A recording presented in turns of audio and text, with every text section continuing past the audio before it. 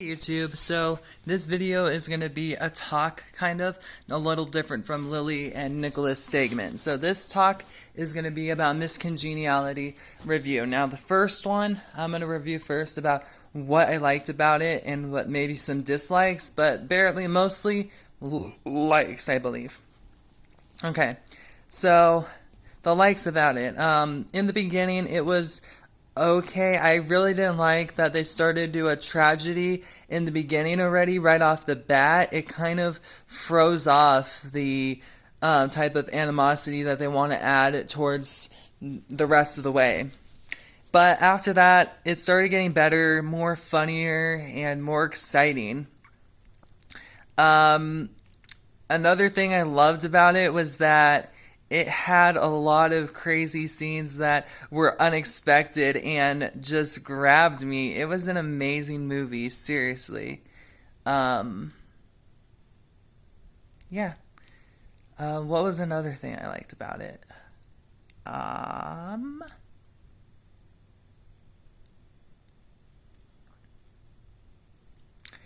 The fact that they are trying to capture a person that is... Okay, so I forgot to mention.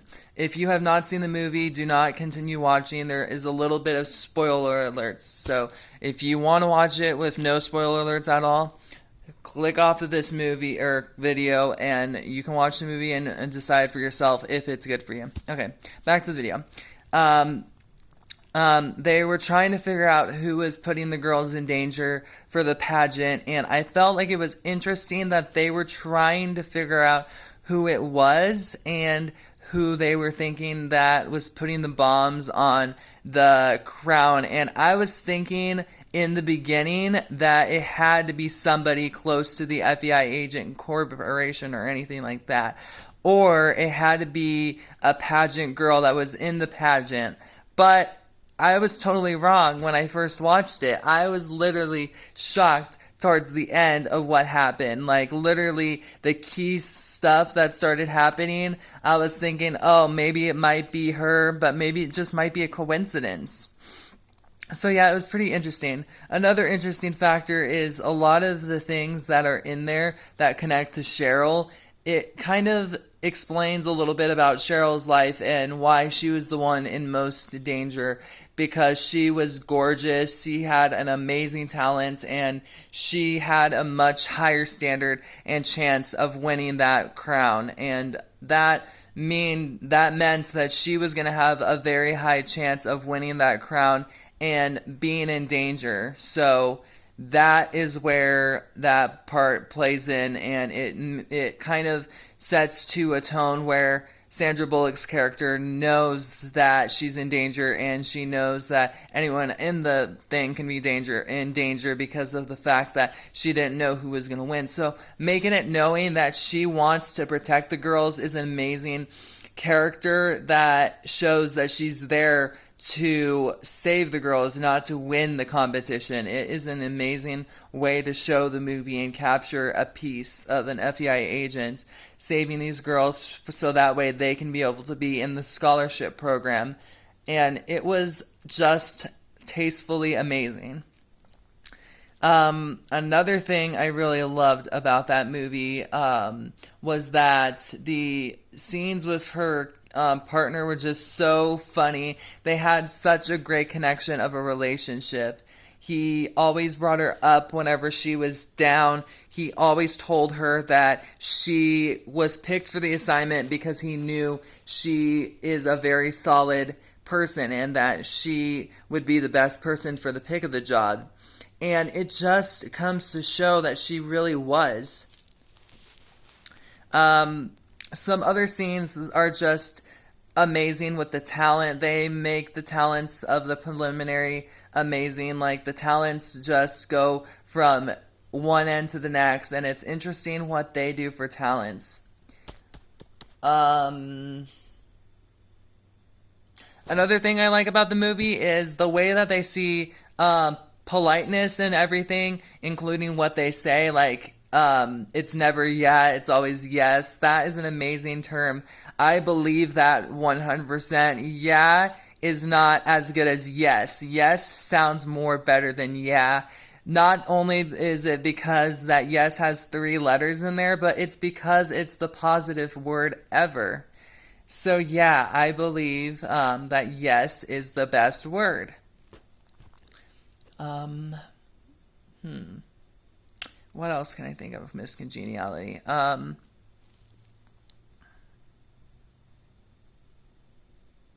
I love the music in Miss Congeniality. They have really good music scenes. Like, I love the music they put in there. It's just amazing what they put in there. They keep it old school, but they also keep it new school, so that way they can give the people connection to what they want in a movie. It is amazing what they do with this movie, and they put actors and actresses that are just amazing to the movie. It was a really cool movie, and I felt like it was one of the best movies I've ever seen. Okay, that being aside, finished with Miss Congeniality 1, let's move over to Miss Congeniality 2. Now, I loved it, but I didn't like it as much as I liked the first one. And that's only because I have certain reasons, and I feel like they took a huge leap into something completely different. They went to a different story, a different conflict, and it was a little kind of like something that they wanted to change from what the first one was to the second. And I'm okay with that, but changing something like that sometimes can give people bad ideas, and that's exactly what happened. People are starting to hate it, but I don't hate it. I just feel like the first one was a little better than the second one. So the thing that I don't like about the second one is that that it was really heavy on the violence. It was a lot more heavier than the violence on the first one, and that just was a little bit of a shocker to me. It's not bad to have like heavy violence. It just was really, really shocking. Like, I didn't expect that to happen at all whatsoever. I thought it was going to be something where it was going to be completely related to the first one, where everyone was nice and sweet and maybe some battle fight towards the end, but that's not the case in this movie. There is a lot of violence packed into it, a lot of different scenes that show practicing in the gun room, and these are just new technology that they added to the movie. One thing I did like about it was that Gracie was pretty much known for Miss Congeniality, that she was Miss Congeniality after the pageant was over, and she was a household name. Like, that was amazing that she was known as someone in the pageant that was a Miss Congeniality. Like, that was amazing. Like, she's one of a kind. She's a diamond. She's a gem. She's a strong, nice, courageous woman that is willing to save anyone's life, and it is just an amazing story to show her history, and she really is truly an amazing character in the movie. One thing that I do hate about it is I realize that she got disrespected so many different times in this scene, and it was a little upsetting. Like, she had to be forced to do things that maybe she didn't really like. There was a scene where she had to dress up as an old woman in order to save her friend's life to get a lead. And that, to me, I feel like no one should be put in that issue. Like, they should have found a better way to find a lead instead of having to disguise somebody. Like, they should have figured out an easier way to get a lead to help find her friend, Cheryl, because she was kidnapped. So yeah, that scene was really just crazy. And then another scene that's related to that, but I can understand kind of about why they decided to do that. And I'm going to be totally honest, I am not doing it in a mean way. I'm doing it in a way that actually shows that they did that for a real reason. And the reason why they had Sam Fuller as Tina Turner is because Sam Fuller looks so much like Tina Turner that they won't blow their cover, because towards the end, where they were trying to design themselves as a character, they wanted to make sure that they didn't get caught by the FBI agents, because they were in a case where they said, no, you can't be in this case anymore because Sandra Bullock's character made a stupid mistake, and they didn't want to have any more farce going on, so they told them they had to go back where they came from, and they were off the case. And they decided to stay in the case, and they were in deep trouble. So I feel like they did that on purpose, so that way they didn't blow cover, which I understand that. And that's what I like about it, is because that scene was just so iconic. It was such a funny scene with dancing and music and everything, and her not wanting to sing. She was only singing a teensy bit because she was so stage fright. She never done anything like that before. It just makes me laugh. The movie was so funny, but it really has so much surprises in it that you never, like, you get so surprised when you first see it at first hand. Another scene that shocked me was in the beginning, after I had found out that it was only 3 weeks after she became Miss Congeniality and after her mission that she finished. I was like so shocked to find out it was 3 weeks later. Like, why the plot twist to 3 weeks after? It really doesn't add up. You would think they would want to do something a little later than 3 weeks. And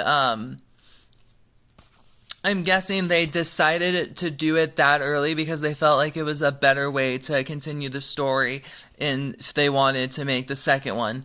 But it still doesn't add up to me because the first one was in 2000 and the second one came out in 2005. So clearly there is a year shift, but in the second movie, it is a 3-week timeline of 3 weeks later. Like, I wonder if it was on purpose or they had to do it that way. It just doesn't make any sense why they decided to go 3 weeks in the movie and 5 years later. So, yeah, there's a lot of speculation between that. And I still want to know the answer to this, but I still haven't got the answer to this. And I'm wondering if they did it because he needed to go to a different movie or a show, or he wasn't acting anymore. There could be many different things. I've looked it up on Google tons of times, and it doesn't have an answer, and that is okay with me. But really, what was it? Why did he get kicked out of the show? And why did they add the scene where he breaks up with her over the phone? It just really, I think, it's kind of a weird way to add the movie. And they could have done something a little bit different than just a breakup over the phone. But they decided to go that way, and I'm not judging them at all. But yeah, maybe they could have done something a little different because it was kind of a little heartbreaking to her, especially after it's only been 3 weeks for them dating. Like, that is a pretty quick dating line of being together. 3 weeks, too quick. Another thing that I did realize in the movie was that there was a scene that she attacks Dolly Parton, and I feel like that's not a really good scene because you're attacking a queen and you are a person that's supposed to save people and be able to rely on other people and not to put them in harm's way. And she attacks Dolly Parton. Another way that they could have done that scene was to find out when Dolly Parton wasn't busy and they could talk to her instead of attacking her. Like, violence is never the answer. Another scene that I thought was kind of stupid, it was when Fuller was attacking her, and I feel like she was kind of like Sandra Bullock's character was kind of trying to make it look like Fuller was working for her when really she wasn't. I believe 100% that they're both working together as a team because that is exactly what the assignment is they're both working together as a team to help find Stan and Cheryl because they have been kidnapped and they need to be saved or else they're going to be killed.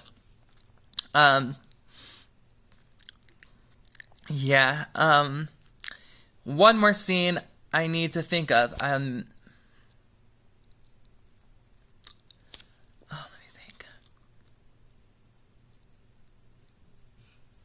Oh yeah, that blonde girl that was with him.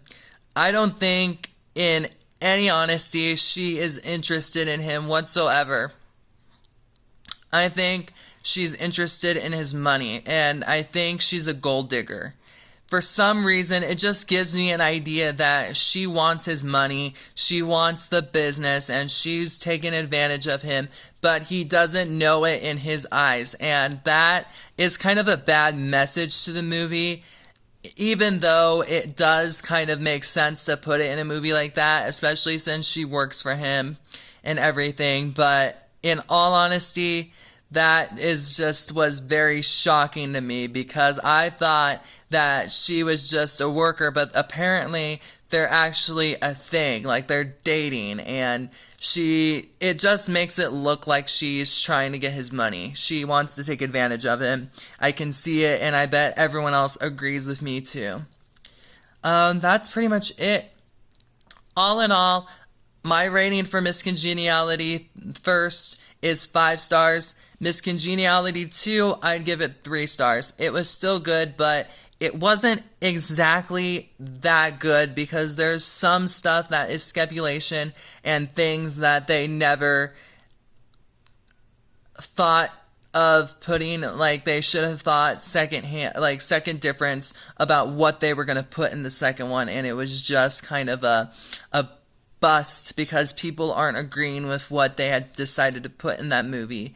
And it's a huge bummer that they decided to do it that way, because people are not liking it. People are saying that they like the first one better than the second one. And yeah, that's just how TV life goes. It's kind of like Halloween Town, the first 3, and then Return to Halloween Town. It kind of is just how movie business works. Movies don't end up being successful after making couples of movies after. And it's just a thing that happens, because when you create a movie, sometimes when you make it again, people have different opinions about how they made it. And that's just because they are persons that are looking for certain things in a movie. And that's just life. It's part of what people want. It's a type of thing that they vote on. And it's kind of hard to explain, but seriously, think of it as that way, is how they see a movie. Alright, well, thank you for watching. I know this is a very weird video. There will be another Lily segment in, so today's Friday, Saturday, Sunday, Monday. There will be another Lily segment in 3 days. After school, I will go ahead and do that video, and it's going to be a really fun time. So, yeah, hope you guys like this video. Please like the video, subscribe, and if you have not done that, and if you want to hit the bell so you can get updated about every video I make.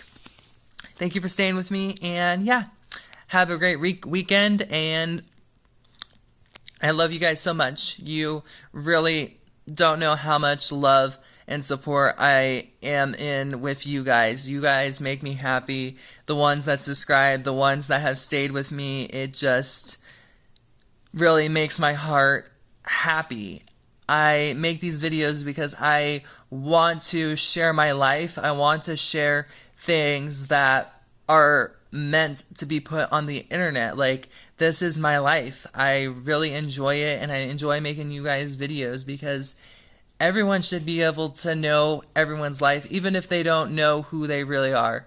It's a really good thing to have, to show to your community, to show to you guys exactly what I like, my life, and everything that I have in me, and it's just kind of like a friendship, kind of think of it as that way.